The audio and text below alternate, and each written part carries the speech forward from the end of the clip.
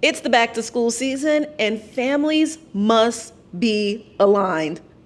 Let me share exactly what I'm talking about. Let's talk about it.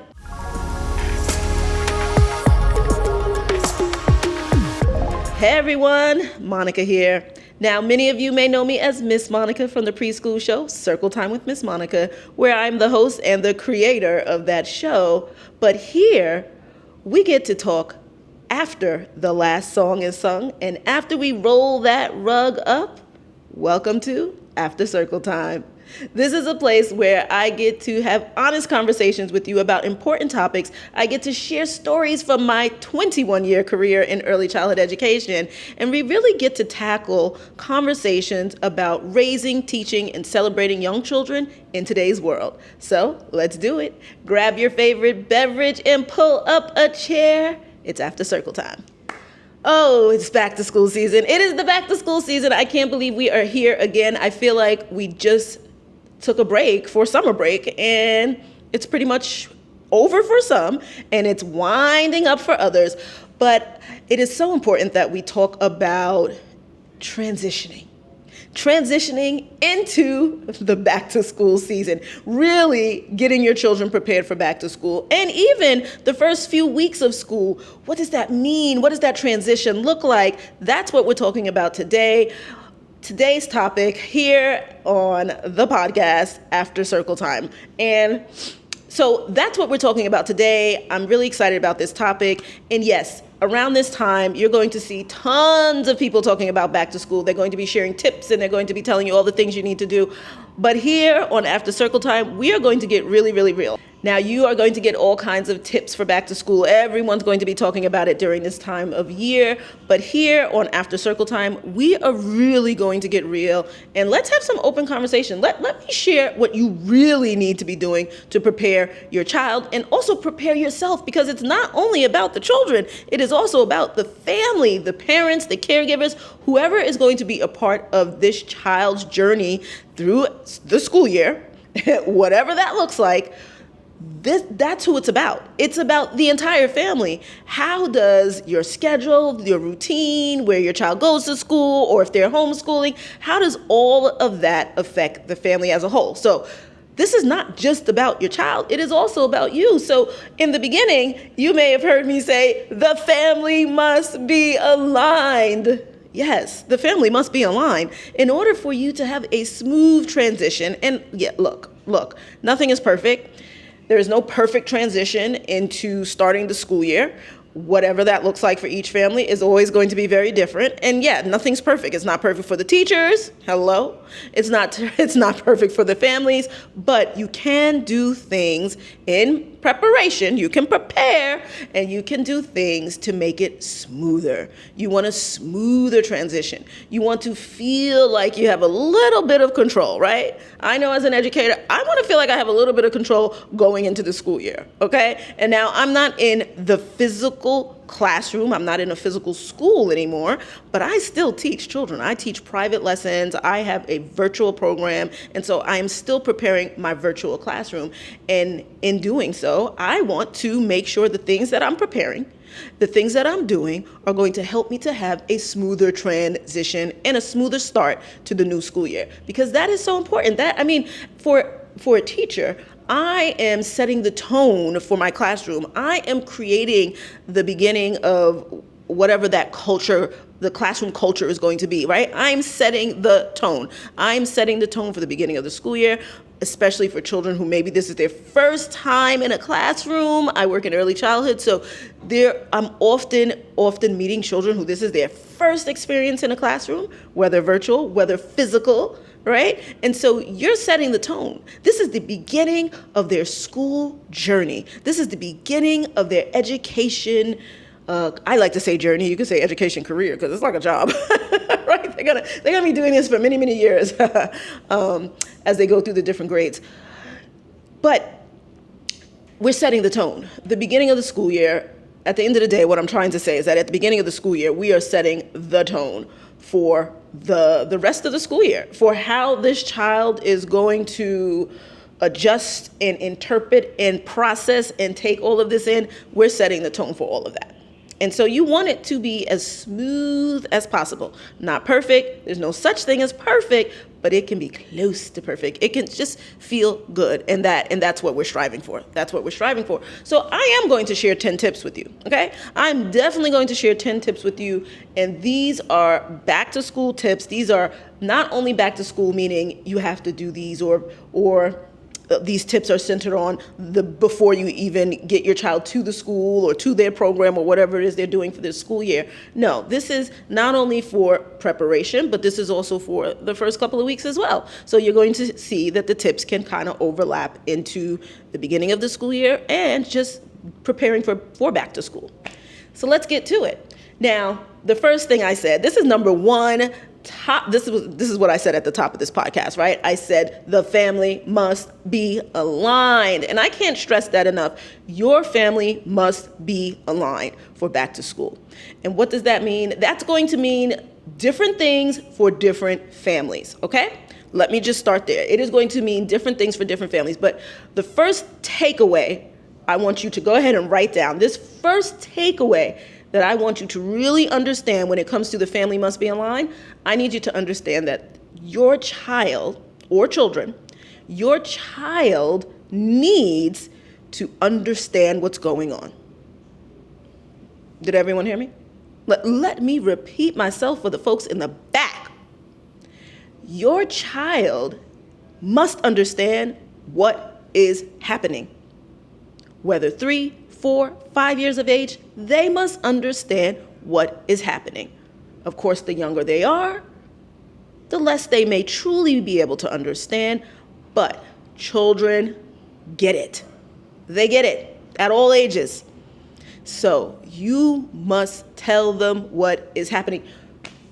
Now, you may not believe this. You really may not believe this, but I have experienced so many families bringing their child to school for the first day, and the child either finding out that day that they're going to school, or maybe they found out the day before that they're even going to school, a new class, a new teacher. I know what you're saying. No, are you serious, Miss Monica? Are you serious, Monica? No way. Yes way.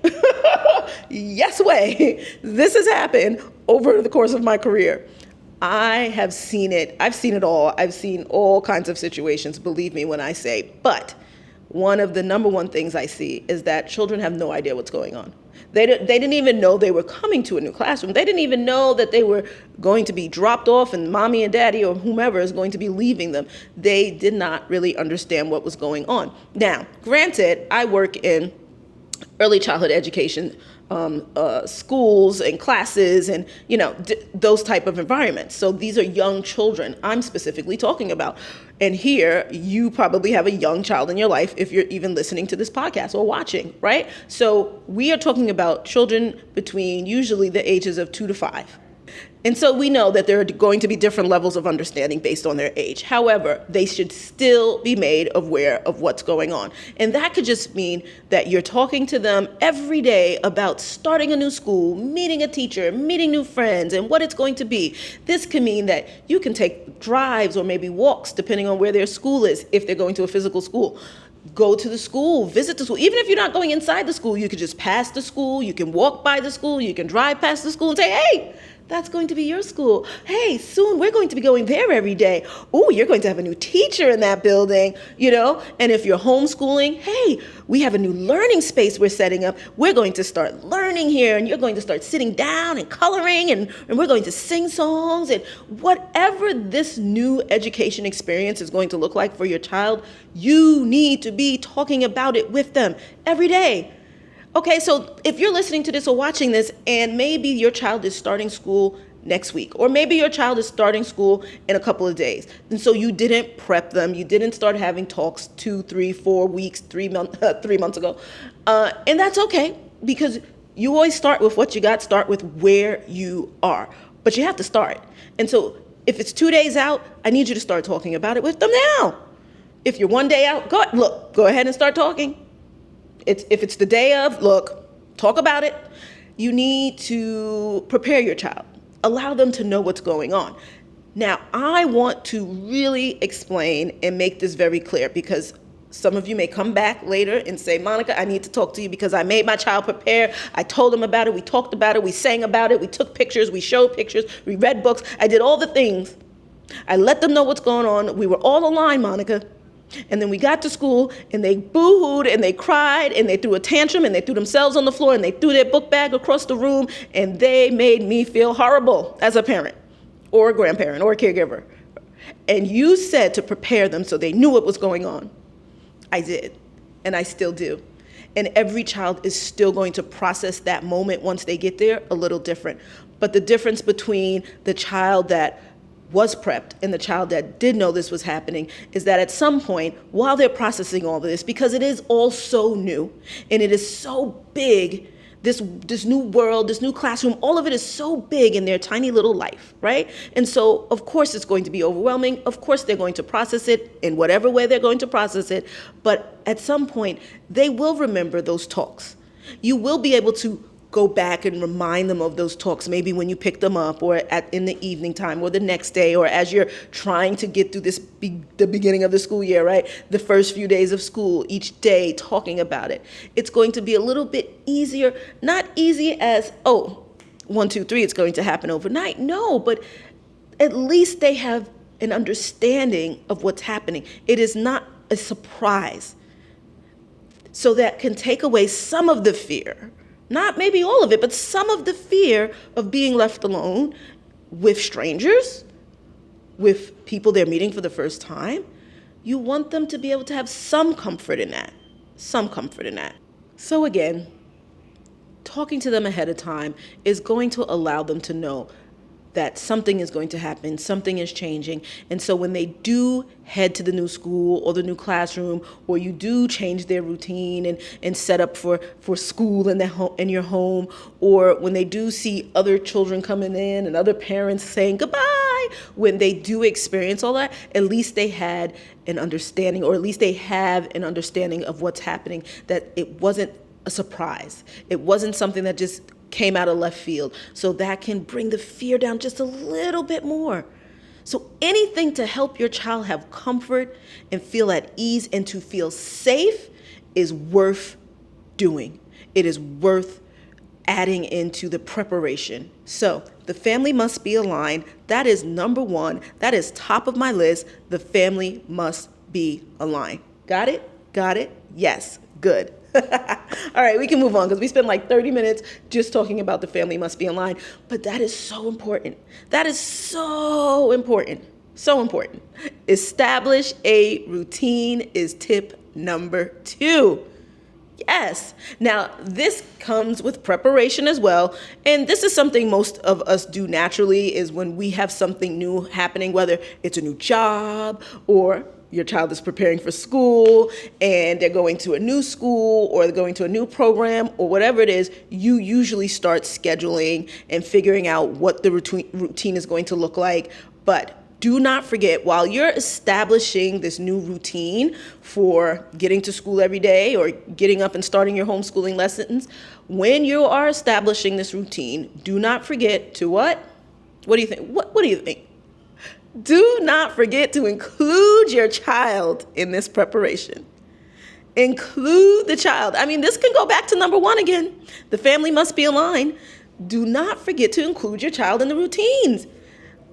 Again, don't wait to the day of to say, come on, we got to do this, we got to do that. Brush your teeth, get dressed, wash your face, go have breakfast, clean up the breakfast, get your, put your socks on, put your shoes on, get the backpack, do all these things, and let's get out the door. Right? That it's new. It's brand new. And so sometimes life happens and you don't have time to prep and teach your child what the routine is going to be. And I get it. So I'm going to put that out there right now. I get it. Life happens. And sometimes it just doesn't work out that way. All right. So we've established that. But now I want to go back to establish a routine and prepare your child, include your child in this routine. Okay? Especially when we're dealing with young children between the ages of 2 to 5, I highly suggest using a visual schedule to help your child with their routine. 1, it allows them to see it. Not only hear you say this needs to be done, but allows them to see it. It allows them to have some type of control. It allows them to be able to understand what's happening and understand the expectation, because you're placing these expectations on them. You need them to understand what they are, right? So a visual schedule that is their level, their eye level, not just yours, their eye level, that they can touch, they can point to. You can even have a little system where when they finish something, they turn the card over, or if they finish something, they put a star. There are all kinds of things you can do. You can just look up visual schedules. You can Google it, go on Pinterest, you can go to TikTok. There's so many places to go, visual schedules for young children, and people have amazing ideas, okay? I'm not amazing ideas. Maybe I'll use, but a visual schedule is a great way to help establish a routine for young children and getting them involved. Again, it goes back to that, making sure the family's aligned. You want your child to be aligned with this. You want them to understand what's happening, and so they can be a part of it. So they can be a part of it and want to do all the things, okay? All the things. And this does not need to be a visual schedule that's about 10 pictures long. It's not necessary. You have young children, so you want to start simple. You want to start with 3 or 4 pictures, even 2, depending on the child. Okay, so 2, 3, 4, 5 pictures. It really depends on your child. If you're giving them a 6-picture schedule, and you find it to be overwhelming, you find they're not responding to it, you find they're confused, or, start with a simpler one. So start with 2 images and then build up to 3. And I know, like, you're going to probably say, well, but their schedule's a little longer. Okay, so this takes a little more prep and a little more on your end, but you can change the pictures out. Oh, you finished the first 2 things. Okay, you washed your face, you brushed your teeth. Great, let's move those off. What's next? And then you place the next 2 images on the little board. It can work in so many different ways, but what I am going to tell you, even if you feel like, oh, that's a lot, oh, I don't want to do that, I am going to tell you that it works. It works, it works, it works, okay? If you are consistent with it, if you constantly allow your child to be a part of it and have some type of control and independence when it comes to their visual schedule, it works, it works, it works, okay? All right, let's keep it moving, because I could talk about each one of these tips for about 30 minutes. Child, if you didn't know by now, I can talk. All right, let's go to number 3. Number 3, be patient. Now, let me read what I wrote. I have to read exactly what I wrote. Number 3 is be patient. Each child adapts differently. Patience and positivity go a long way in this exciting new phase. So, patience is definitely key. So again, this can be for homeschooling, this can be for children starting new schools, physical schools, whatever the new experience and this new chapter is going to be in their education journey, you want to remember to have patience. Patience with your child and patience with yourself.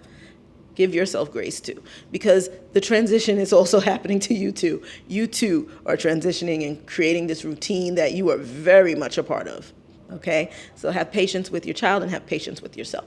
All right, number 4, let's keep it going. Read together. Read together.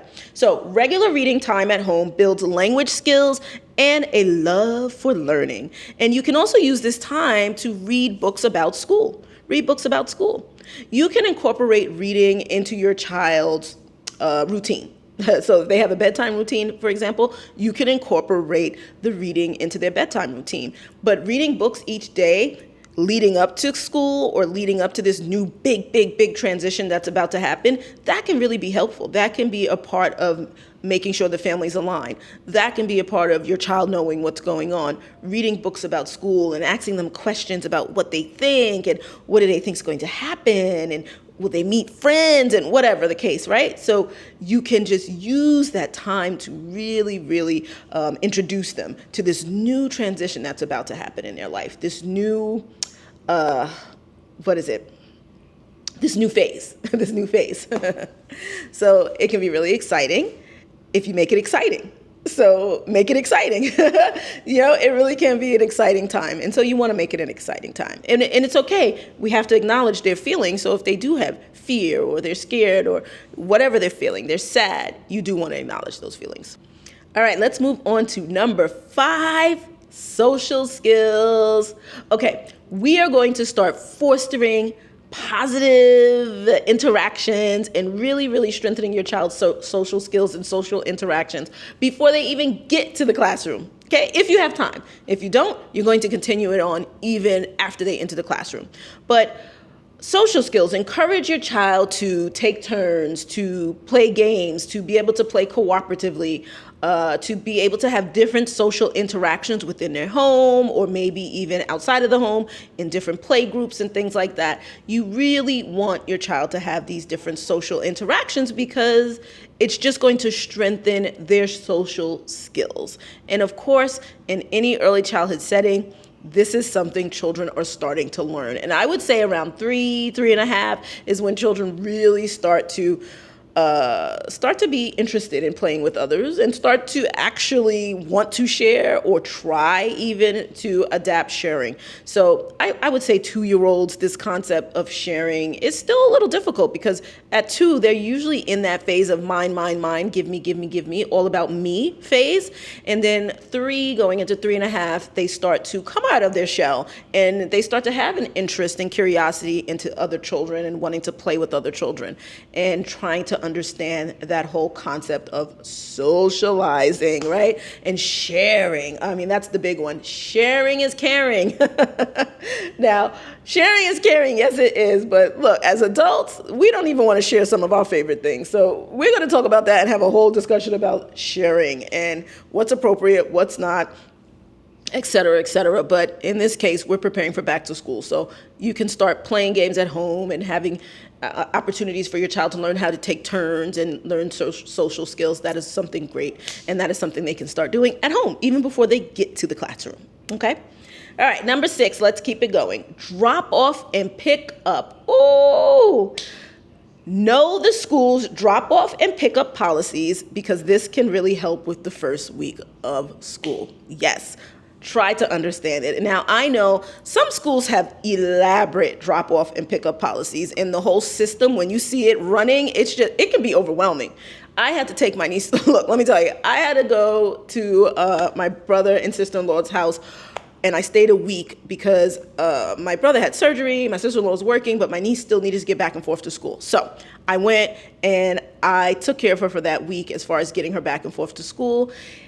And let me tell you, this was elementary. I want to say this was a couple years ago, so she was probably in like 4th grade or something, maybe 3rd or 4th grade. But anyway, the drop-off and pickup system, like the way they had it running, I mean, it was like boom, boom. You had to be on point. And I was a little slow. I was trying to, get acclimated. Now, my brother did prep me because I was able to put him in the car. He couldn't drive after surgery, but I was able to put him in the passenger seat, and he was able to drive with me to do it a couple of times before I started doing it myself. And actually, I think we did it before his surgery, right before, because after he couldn't even get out of the house. But he did prep me. So just like we're prepping the kids, I had to be prepped because it's new to me. It's just the whole routine, the whole system was new to me. But there was definitely a policy, there was definitely a system, and it had to be followed. And so I had to learn the system. And when I had to do it myself, I was still overwhelmed, but I started getting used to it. And by the end of that week, I was like, oh, this is a piece of cake. I know how to get in, get out, boom, boom, boom. Okay, bye, love you, see you later, pick you up. Because it's overwhelming. And you have to keep it moving. You cannot hold the line up, okay? Those cars come in. Once you get to the front or the side or wherever it's okay to let them off, you have to click, unlock the doors and let her out because she has to keep it moving. You say bye quickly, the teachers wave to you, and you keep it moving. You get out, pull out, get out, move because they start waving you down and people will start beeping, even though they're not supposed to be. Well, in this system, they weren't supposed to. But let me tell you, it is a system. You want to be sure that you understand how it operates, what the policies are, so you can be prepared. Okay? Because if you're stressed, your child's going to be stressed. So to avoid that, just make sure you understand how it even works, how all of it works, okay? How all of it works. All right, let's keep going. What was that? 6. So we're on to number 7 is communication. This can happen prior to, this is about before school starts, this is about during the school year. Keep the lines of communication open between you and your child's teacher and school. Okay? Keep the lines of communication open.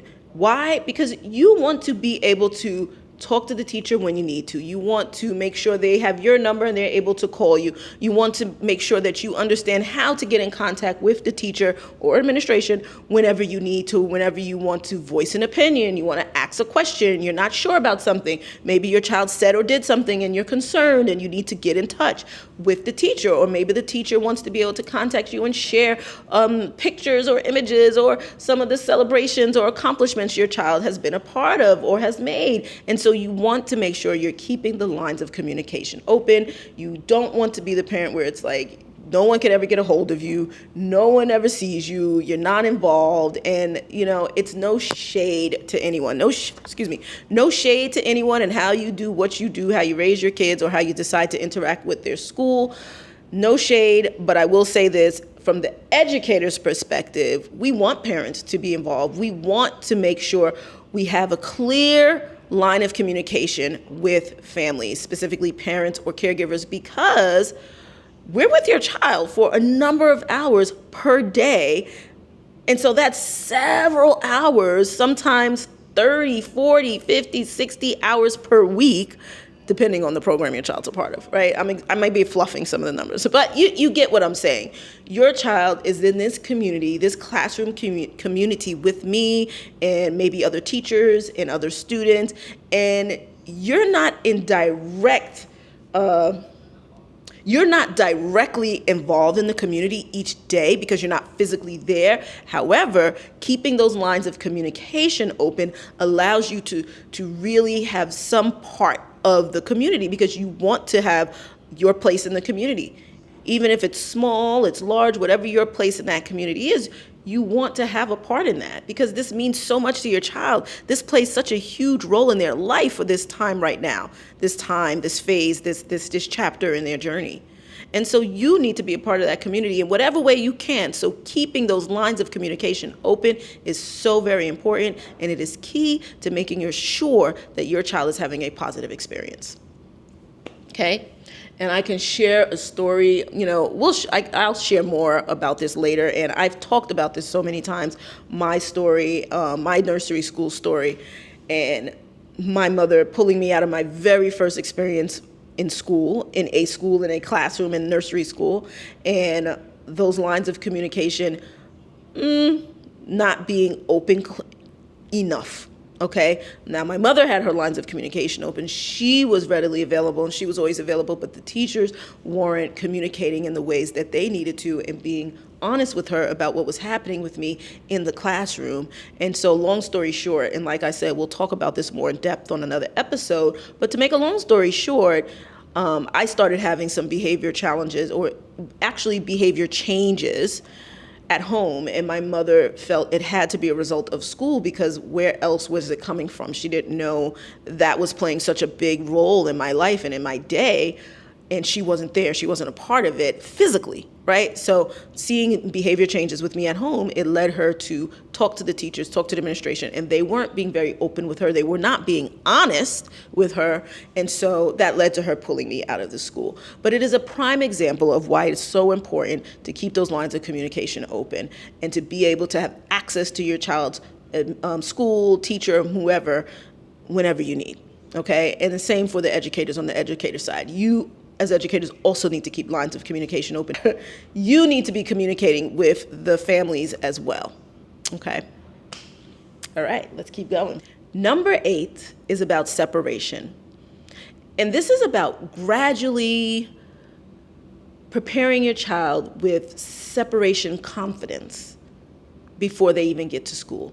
And basically what I mean by that is talking to your child about going to school or a program and having to separate from you, but you want to reassure them that you will return. And by talking to them in prepping them for what's about to happen, this can start to build their confidence, their separation confidence. But you don't want to stop at, okay, the first day's here, I don't need to talk about it anymore. You want to continue to have the conversation. I would say well into the first and second week of classes that you want to keep having this conversation. Now, there are some children who adapt quicker than others. There are some children who never cry, who never seem like they even are having any challenges with separating, but you always have the children in the middle that are a little wary, and then you always have the children who just have full on meltdowns. And so it doesn't matter where your child lies, you should still be having these conversations, and you should still be building their separation confidence. And again, as an educator, I say you continue having these conversations well into the first 2 weeks of school. I don't think you should stop because the first day has happened and you think it's over, or the first week. I think you should still keep having these conversations, and then you can slowly start to, stop having them, slowly, but gradually, slowly, like stop having the conversations, but really base it on your child and how they have adapted to their new experience. So that really is going to be, you're really going to base that on the needs of your child. Okay. You may need your own separation confidence too.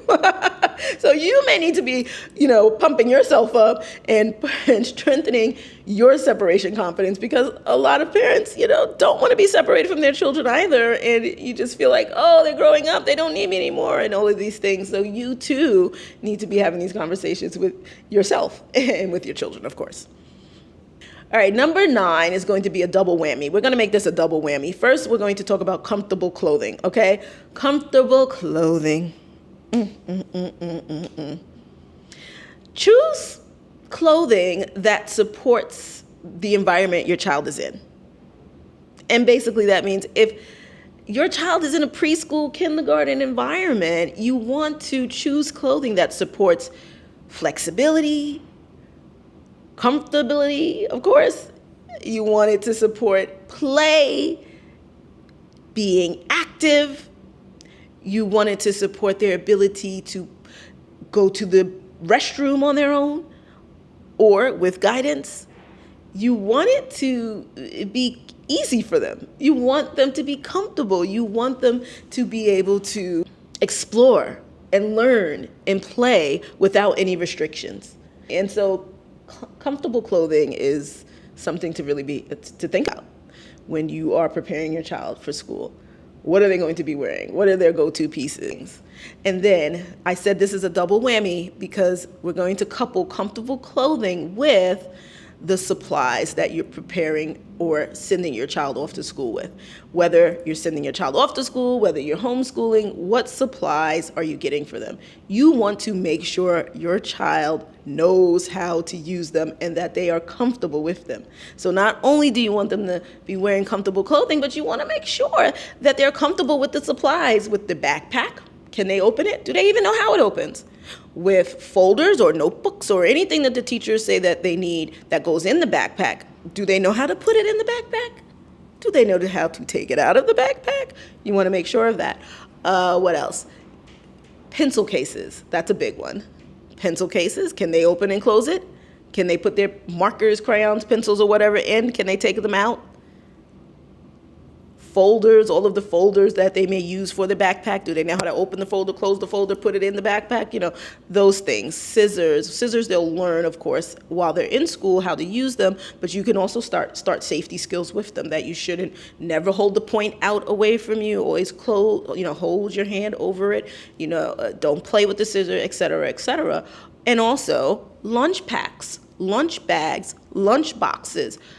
Can your child open and close it on their own? If you're sending your child to, let's say, a public pre-K program or kindergarten program, you could have 20 children in a class. There could be 28 children in a class. There could be 15 children in a class. I've seen classes with all sizes. I've seen classes with 6 children, 5 children. I've seen classes with 30 children. And so just think about the teachers in this particular instance, right? We have lunchtime. It's time for the kids to sit down. Some programs, yes, have your teacher plus 2 or 3 assistant teachers, but every program is not like that. And even still, with 2, 3 teachers and 30 kids or 15 kids, they don't have several arms, right? They can't help all of the children at once. So if your child is able to open their lunch sack, they're able to take out their lunch, they're able to open their own water bottle, they know how to use their water bottle, those things can really cut down the time that the teachers have to take to make sure every child's lunch is open. And teachers are naturally going to do that anyway. We're going to have to go around and make sure, or if we have a specific table, which a lot of classrooms do this, that the children have assigned tables, and teachers also have assigned tables. So maybe we have 5 or 6 kids or 7 at one table. We're going to make sure everyone's lunch is open and they're okay. But if you can teach your child that, that's going to cut down some of that time, and your child's going to be able to start eating quicker. Okay? But you want them to be able to have that independence, but not only the independence, but the comfort. You want them to be comfortable with these supplies because they are for them. They're not to look cute, because I know we buy things because it's cute. I mean, come on, so many cute things out there. But it's not about being cute. It's not about having the best or the trendiest. It's really about, can your child even use it? Because if you buy the book bag that is cute and it's so tiny and the zipper is so tiny and your child can't even open it, then what is the point of it? If your child can't even get a folder in it, then what is the point of the cute backpack? It's not even serving a purpose, except for maybe because you're getting cute pictures on TikTok or on the gram. But come on, it's about the child here. So let's just make sure that the children can use the supplies that you're actually sending them to class with. And this also goes for homeschooling. Even if you're there with them, this is the time in their life, preschool, kindergarten, that they're starting to learn skills of independence, and you want them to be able to use the materials, the supplies that you have for them. You want them to be able to open them, use them, manipulate them in different ways. And so it is very important that you prep your kids and make sure they know how to use these things. And this also goes for the clothing, right? Being able to take it on, put it on, jackets on and off, hanging them in the cubby, being able to use the restroom, pulling pants up and down, underwear up and down. All of these things you have to take into account and continuously practice. So we were talking about the routines, the visual schedules. We're talking about comfortability with the clothing. We're talking about supplies. Remember all of these things, social skills, and what else? Having those conversations about separation and building your child's separation confidence. All of these things aren't things you just do one time or 2 times. These are things that you continuously practice with your child. You're going to continuously practice these things. And I know you're just like, what? We're adding more to our plate. No, eventually these things will start to become natural, and these things will start to become just things that you naturally do with them, right? You want to continuously keep practicing these skills. And it's just going to build your child's ability to do so many things on their own. It's just building their independence. It's building their skills in different areas. And so it's beneficial all around, not only for the first week of school, not only for prepping for school, but all around it's beneficial. It's going to be a part of just adding to the life skills that they need to get by in this world. So practice, practice, practice. All of these skills. All right, we're almost there. We're coming down to the end now. Number 10. Healthy snacks. Now, depending on the program your child is in, some schools you're sending snacks, you're sending lunch, you're sending a whole bunch of things for your child, and for other programs, the school may be providing that. But in homeschooling, you're providing it, right? But you want to make sure that you're offering healthy options, healthy snack options. Why? And I can't tell you what's healthy. You have to determine what is healthy for your family, for your child. But what I will say, if you are leaning more towards healthy snacks, this is going to help your child with energy. They need energy to fuel their day, to get through their day, to have a productive day, to be able to learn in a comfortable way. These healthier snack options can help fuel the energy that they need to get through their day. And so you want to choose options that are on the healthier side, rather than things that are loaded with sugar, right? And I'm not a health expert. I am not a nutritionist. I am not a doctor. But I can say that being very observant when you're choosing these options, these snack options, can help your child in the long run. And that's all I'm going to say on that. And that is that on that. All right, we're going to end this with a bonus. Number 11 is a bonus because this was 10 tips, but we're going to end it with number 11, which is going to be a bonus. What do you think it is? What do you think it is? What do you think it is? Let me check my notes. Ooh, this is a good one. It's a good one. It's a good one. Mm-mm. Yes. Okay, you ready for it? This is the bonus. We're going to end it with achievements. Ooh, I hit the mic and everything. I'm excited. Achievements. We want to acknowledge the small achievements that your child makes each day in school with their new experience, whether homeschooling or going to school in a physical location. You want to highlight their achievements, those small wins that they have. You hung your backpack up in the cubby. You waved goodbye and you didn't cry. You played with a new friend today. You colored a new page today. Wow, you turned the light on in your room today. You turned it off. You put your socks on. You matched your socks today. You put your shoes on the right feet today, right? These are all achievements, small achievements. You don't have to go out and get an award. You don't have to go and buy a present, but it's just acknowledging that your child has done it, that they've accomplished something. And this is going to help build their self-confidence and motivation as well. So recognize and acknowledge those small wins that they have each and every day. And that never stops. I don't care how old you are, 40 plus, 50 plus, 30, 21, 18. Parents, caregivers, families, you can continuously acknowledge those small wins. Forever and ever and ever. That's it. So there you have it, everyone. Those are 10 tips plus a bonus for back to school preparation.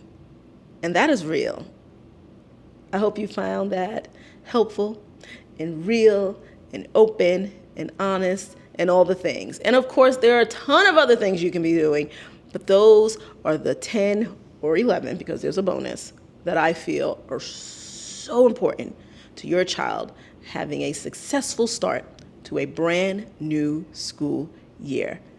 And I am here to wish you and your child an amazing school year, an amazing start, and an amazing school year as a whole. I'm here to wish you the very, very best this school year. Well, I hope you enjoy that. So anyway, thank you, everyone. Thank you so much for joining me for this episode of After Circle Time. I will see you on the next episode. If you are listening to this episode, make sure you subscribe to the podcast. Make sure you give it a rating. Rate the podcast. Leave a review, because that always helps. And if you are watching this podcast on YouTube, make sure you like, subscribe, and hit that notification bell so you won't miss another episode of After Circle Time. And I'll see you all again. I'll see you soon. Bye.